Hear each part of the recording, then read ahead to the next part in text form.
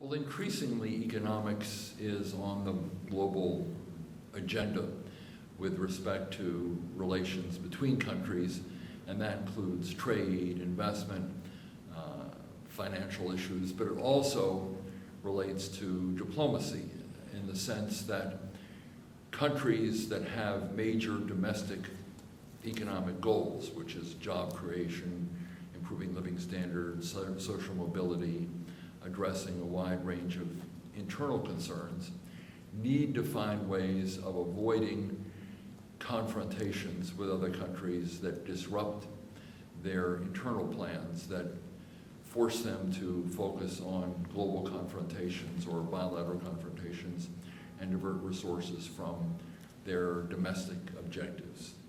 Also, of course, countries that have domestic objectives are interested in finding ways through trade diplomacy, economic diplomacy, other kinds of cooperation to enable the global system or enable bilateral ties to help them achieve those goals. In other words, negotiating more open trade agreements is one, and negotiating ways of avoiding financial crises or overcoming financial crises because those affect their domestic economies. That's part of diplomacy as well, pulling countries together in order to do that. So there are a wide range of areas in which international economics and more traditional kinds of diplomacy dovetail with one another for domestic reasons and also to strengthen international cooperation so that the system works better for countries participating in that system. So there's a growing link.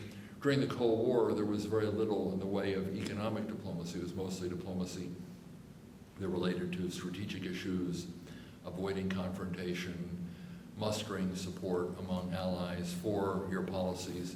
But the economic component was pretty limited, at least across the Cold War divide. Now, virtually every country in the world is part of the global economy, and therefore economic diplomacy is a growing item on the agenda of virtually everyone.